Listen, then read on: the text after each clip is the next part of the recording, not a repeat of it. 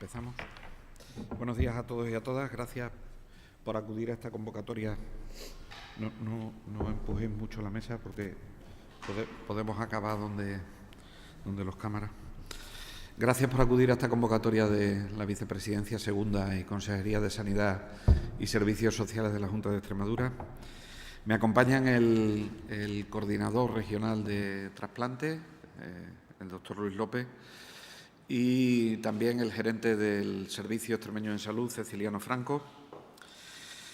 El objetivo de la convocatoria es, como todos los años, hacer un balance de la actividad que tienen nuestros centros sanitarios, fundamentalmente nuestros centros hospitalarios, tanto en la actividad de donación como en el trasplante de órganos sólidos. Saben que habitualmente también hacemos un balance de la donación de sangre y también hacemos un balance, y hoy daremos algunos datos sobre la donación de los trasplantes de médula ósea. En cualquier caso, los datos del 2020 demuestran y demostraron que el Sistema Nacional de Salud, en su conjunto, resistió al impacto que provocó la COVID-19. Y actualmente, tanto lo que vivimos el año pasado como los datos que les facilitaré en este momento en la Comunidad Autónoma de Extremadura demuestran que la actividad de donación y la actividad de trasplantes de órganos, sin duda ninguna, no solo ha resistido a ese año 2020, sino que en 2021 y en 2022 ha ido creciendo la actividad hasta situarse en uno de los mayores niveles de toda la serie histórica, ¿no?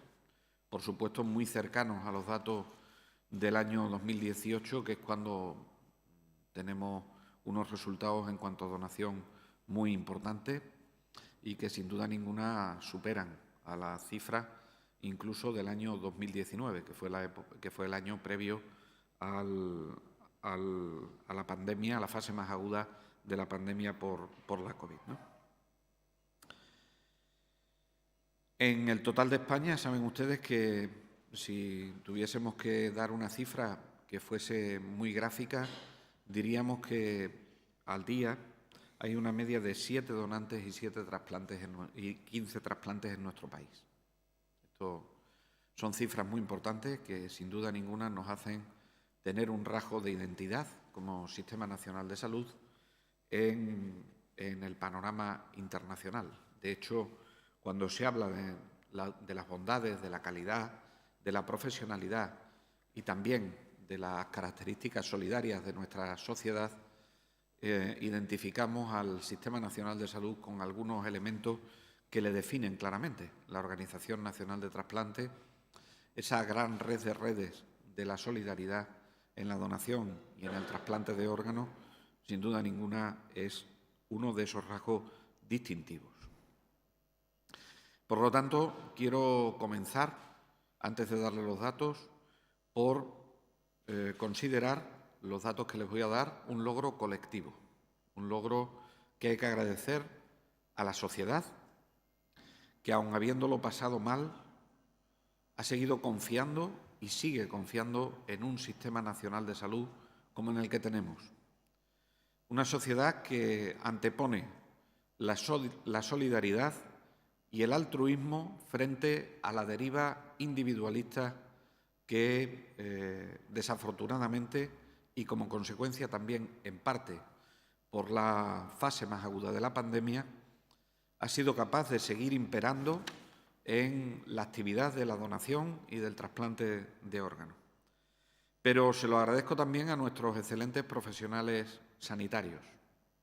Digo profesionales sanitarios y amplío a profesionales de las ciencias de la salud en su conjunto. Un trasplante es un acto muy complejo, una donación y extracción del órgano donado es un acto lo suficientemente complejo como para que se implique prácticamente la totalidad de los profesionales que forman parte del sistema sanitario. incluso aquellos que piensan que no participan en el acto en sí, puesto que de ellos dependerá, en buena medida, que se reduzcan las negativas familiares a la donación de los órganos que luego van a ser trasplantados. Por ello, quiero incentivar a que los extremeños y las extremeñas, a través de su expresión anticipada de voluntades, se declaren donantes de órganos para que puedan posteriormente facilitarle la toma de decisiones a las familias en momentos muy complicados. Y en el capítulo de agradecimiento no me quiero olvidar, por supuesto, de la Coordinación Regional de Trasplante, de todos y cada uno de los responsables de las distintas áreas de salud en la donación y trasplante de órganos y, por supuesto, de la Coordinación Regional y de la coordinación que tenemos con la Organización Nacional de Trasplante.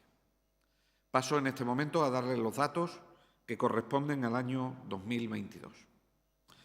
En el año 2022 hubo 63 donantes de órganos de personas que habían fallecido, bien por asistolia o bien por muerte encefálica.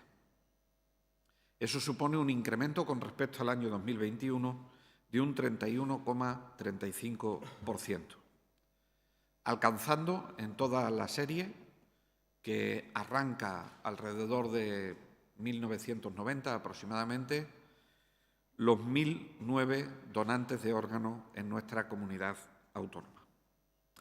Del total de 63 donantes, 43 fueron donantes que habían fallecido por muerte encefálica y 20 en asistolia. Las donaciones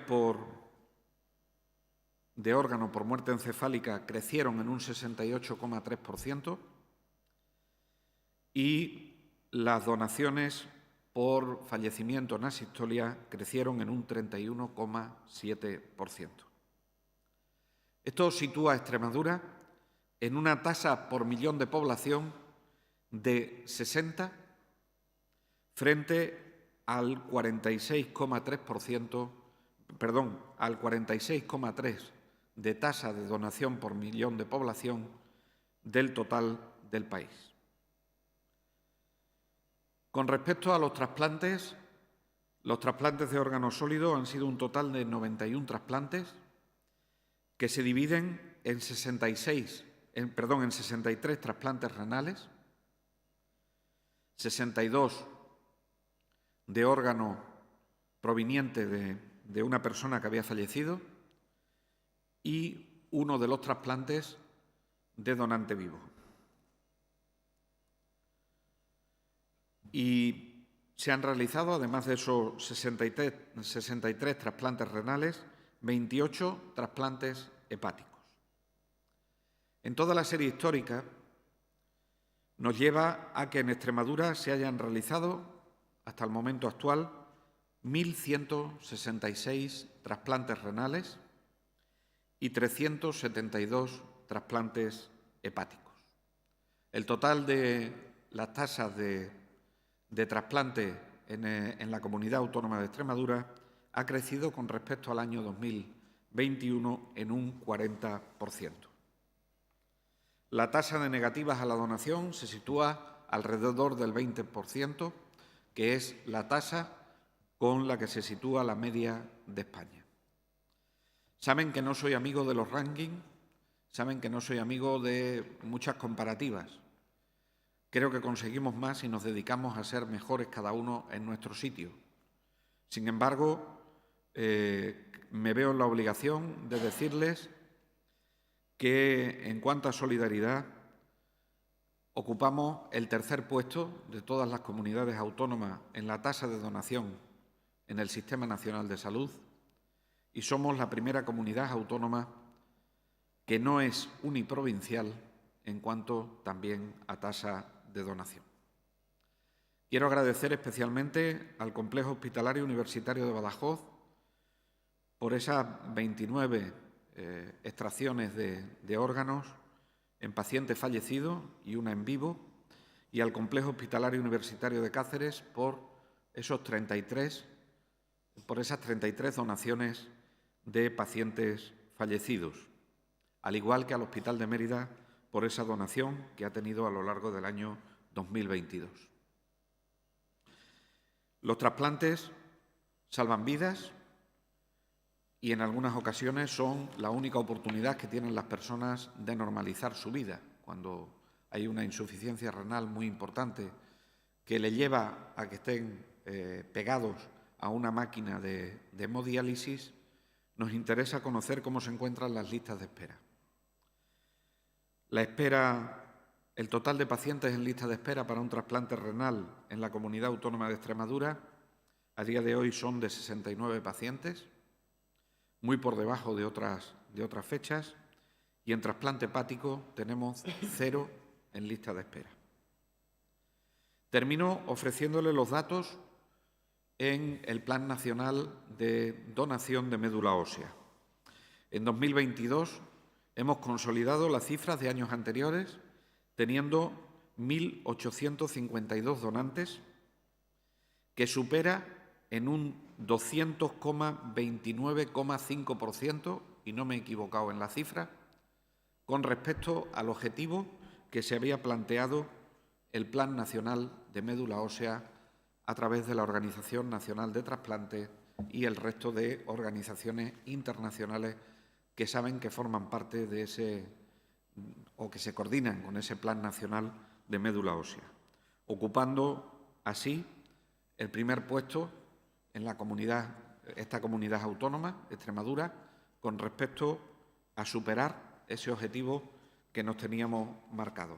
Termino como empecé, agradeciendo la solidaridad del pueblo extremeño, agradeciendo el trabajo de nuestros profesionales, agradeciendo y felicitando a la ONT y también a la Coordinación Regional de Trasplante por estos excelentes resultados, a seguir trabajando, e invito a toda la sociedad extremeña que a través de sus centros sanitarios puedan registrar de forma anticipada lo que quieren hacer con sus órganos una vez que ellos no puedan decidir por sí mismos, porque será una garantía mucho más importante para poder disponer de esos órganos que nos están necesitando otras personas.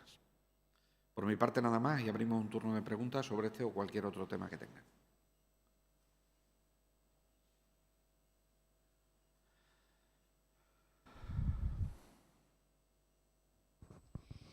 Buenos días. Yo quería conocer una valoración del acuerdo que se alcanzó ayer con el sindicato SIMES para evitar la huelga de médicos.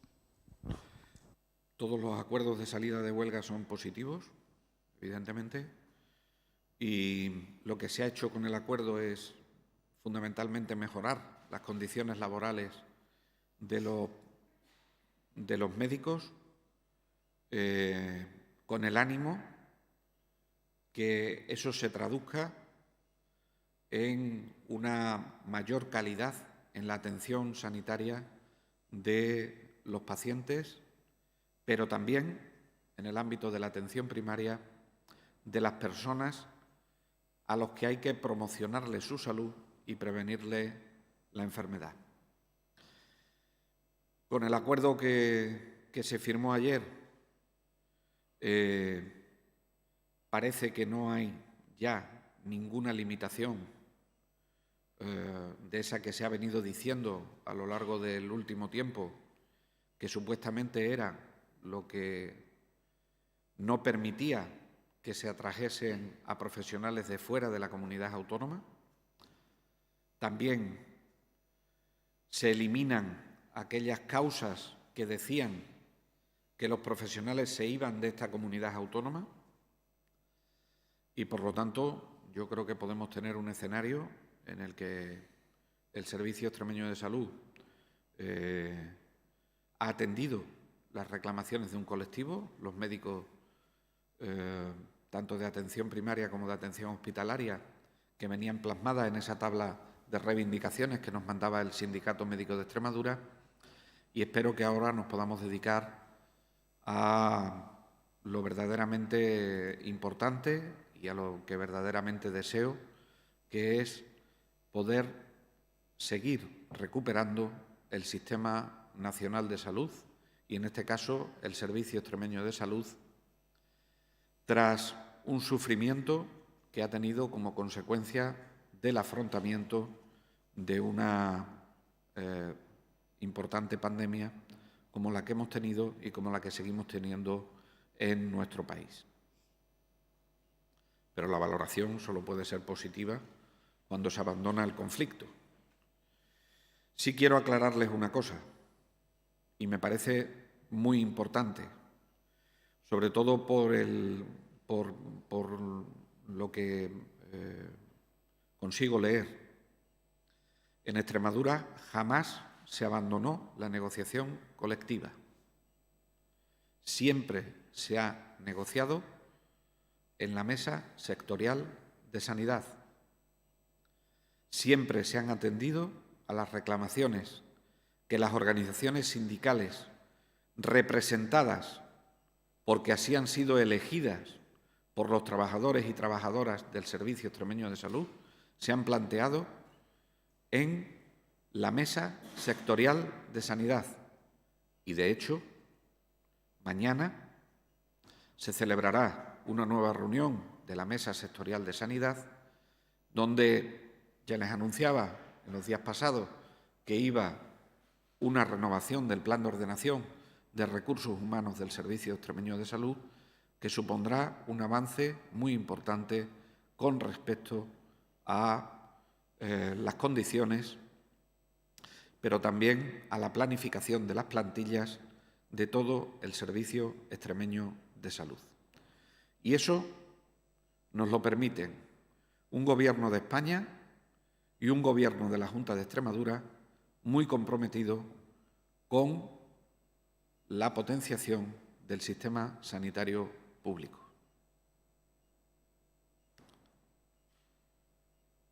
Sí, muy buenas. Una de las reclamaciones que parece atendidas también es acerca del número de pacientes que va a atender cada facultativo. Sí. Creo que pasa, si los datos no son equivocados, a 36, cuando sabemos que en realidad ahora mismo hay algunos que atienden a 50, incluso picos de 70. ¿Esto no va a suponer que el ciudadano a pedir su cita se va a ver dilatada? Mire usted, el acuerdo lo podemos simplificar en el número de consultas. Y entonces, efectivamente, podemos hablar de 36 consultas. Y uno se puede preguntar, ¿son muchas o pocas? Sin embargo, la cuestión de las agendas de los médicos, sobre todo en el ámbito de la atención primaria de salud, que es donde se fija ese 36, para médicos de familia en equipos de atención primaria, la agenda tiene diferentes tipos de consultas. Hay consultas que son consultas que les llamamos administrativas, que pueden ser solamente para renovación de tratamientos y que clínicamente no haya ninguna causa para revisar al paciente de su enfermedad crónica.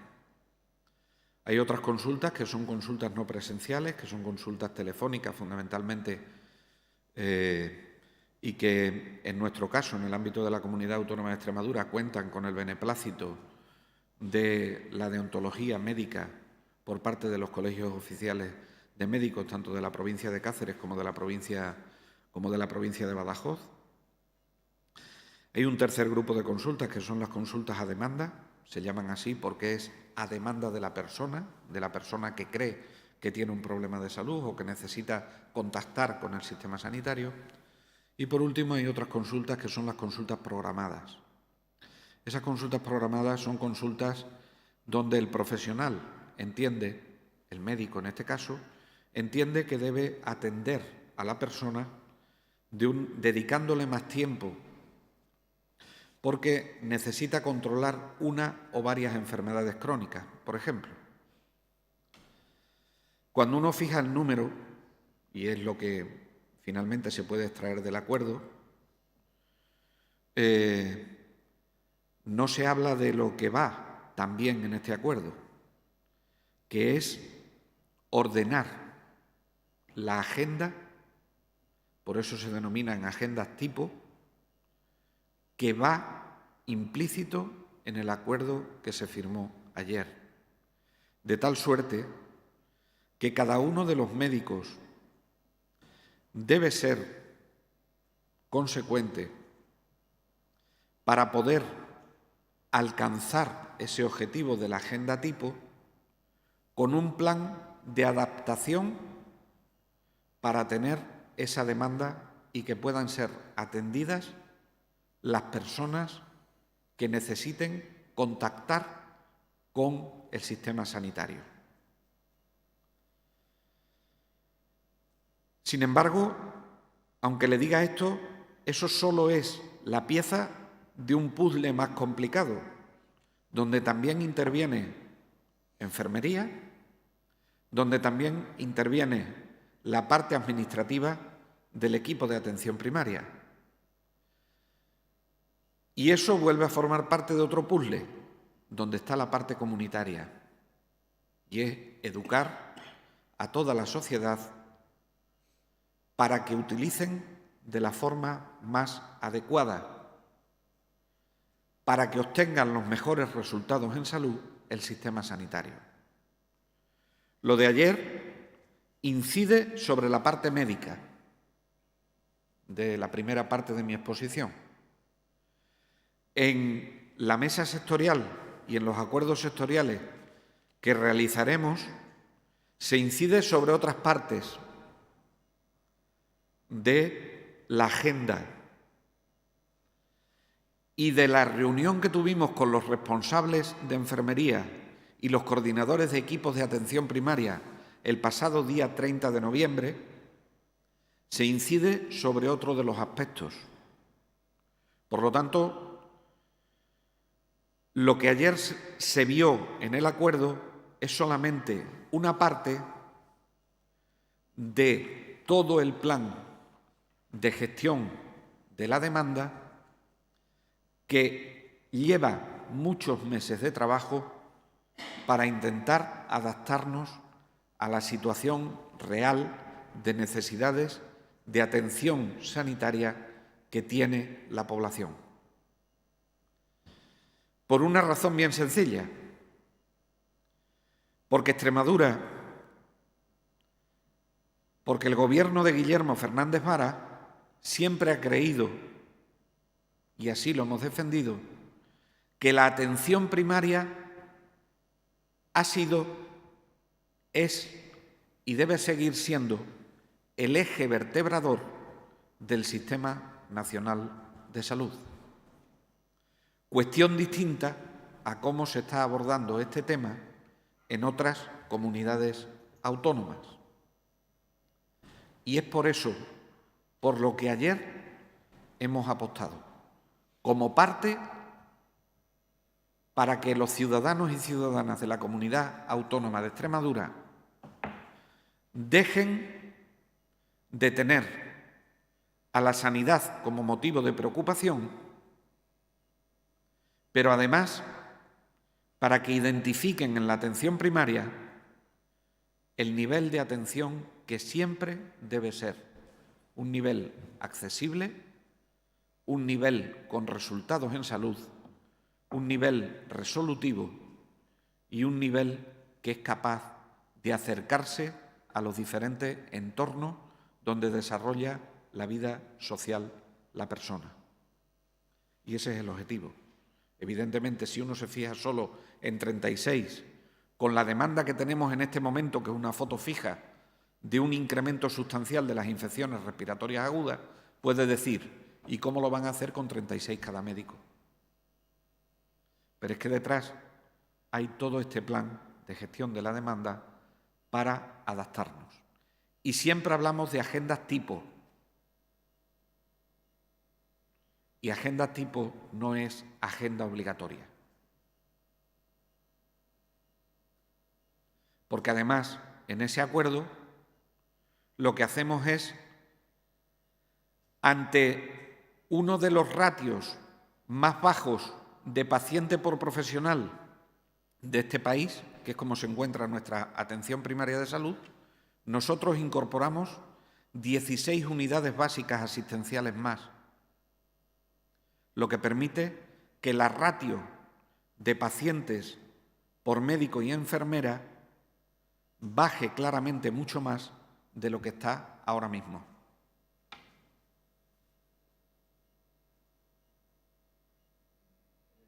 Pregunta es para Luis López, aprovechando su presencia aquí como coordinador regional de trasplantes, pues que valorase estas buenas cifras que ha expuesto el consejero, esta mejoría que continúa en el caso de Extremadura, que seguimos siendo referentes en esta materia, en trasplantes.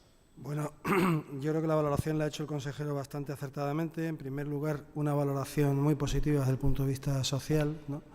El que haya tantas familias en unas circunstancias socialmente tan complicadas como de las que estamos saliendo, que sean capaces de decir sí en el peor momento a una donación, para nosotros es una valoración inicialmente la más importante, que es muy positiva, ¿no? Es cierto que a esas cifras se llega después de una estrategia establecida hace ya 6-7 años, ¿no? Que pasó primero por crear una red de trasplantes en toda Extremadura, con coordinadores en todos los hospitales, y después con unas fases de formación a los profesionales muy intensas. De tal manera que durante estos 6 años hemos formado, el otro día echábamos los cálculos, pero yo creo que debe de estar por encima de los 700 profesionales, médicos y enfermeras en diferentes cursos que hemos organizado tanto para los profesionales extremeños como los profesionales de fuera, ¿no? Eso ha tenido una redundancia muy importante en el programa. El modelo español, que se llama así, el modelo de trasplantes español, que como saben ustedes es el más importante o el más exitoso de todo el mundo, pues basa su éxito en diferentes pilares. Y nosotros lo que hemos hecho ha sido trasladar esos pilares a la comunidad autónoma, de la forma, lógicamente, más adaptada a nuestra realidad, ¿no? Pero básicamente con ese impulso, sobre todo en formación, en divulgación en los profesionales y en conseguir que la donación de órganos, que no deja de ser un derecho, estuviese presente en todos los hospitales de la región. Hemos llegado a estas cifras, hemos superado una pandemia. Creo que es un motivo para estar orgullosos desde el punto de vista colectivo, tanto social como sanitariamente, y no hemos llegado a ningún sitio. Seguimos trabajando y seguimos implementando estrategias para que esto no sea flor de un día. Buenos días. Respecto a los datos, llama la atención el aumento en la donación de médula ósea del 229% por encima del objetivo previsto. ¿Por qué cree que es debido? ¿A qué cree que se debe? Pues evidentemente se debe a la solidaridad de las personas y a una... Yo aquí sí quiero ponerle nombre y apellidos a esta cifra, y quiero ponerle el nombre y apellido de ADMO. Quiero ponerle el nombre y apellido de ADMO, que es la Asociación para la Donación de la Médula Ósea, que hacen un trabajo ingente, evidentemente de forma concertada con la Consejería de Sanidad y con el Servicio Extremeño de Salud, y de forma coordinada con la Coordinación Regional de Trasplantes y con la Organización Regional de Trasplantes, pero que ha sido capaz, a través de sus programas de sensibilización, de conseguir esas personas que son necesarias para poder disponer, cuando se necesite, de una médula ósea. Para poder disponer de una médula ósea, cuando se necesitan muchas personas que quieran donar médula, porque las incompatibilidades son muy importantes. Por lo tanto, esto lo ha tenido claro siempre ADMO y vamos a seguir trabajando en esta dirección para que cada vez haya más personas que sean capaces de mostrar su voluntad de donar médula ósea. Aclaro algunas razones con respecto a esto que pueden ser pasos limitantes para donar la médula ósea. Donar la médula ósea no es que te pinchen en el hueso, es que hay gente que lo identifica así, de forma gráfica. Lo que uno hace cuando acude a ASMO y le dice que quiere ser donante de médula ósea es simplemente un análisis de sangre donde se le pone, digamos, se tipa a la persona, es decir, y pasa a una base de datos internacional donde cuando se necesite y su médula sea compatible o su sangre sea compatible, entonces cuando se le dice si está dispuesto a donar. En ese momento tampoco se pincha el hueso. Lo que se suele hacer es administrar una medicación que sirve para que las células madre que están en la médula ósea salgan al torrente sanguíneo y a través de una extracción de sangre se pueda donar médula ósea, ¿no? Por lo tanto, los inconvenientes son muy pocos. Se necesitan muchas personas para poder encontrar un donante compatible con el receptor, con aquel que va a necesitar la médula ósea. Y yo, por supuesto, agradeciendo todas las campañas solidarias que aparecen de diferentes colectivos, por supuesto que se lo agradezco, celebro sobre todo que cada vez sean menos necesarias y entiéndaseme bien, porque hay un programa muy responsable de una asociación que es ASMO, que trabaja con la Organización Nacional de Trasplante, con la Coordinación Regional de Trasplante, con el Servicio Extremeño de Salud, que permite que se pueda hacer esa sensibilización y esa captación de nuevos donantes.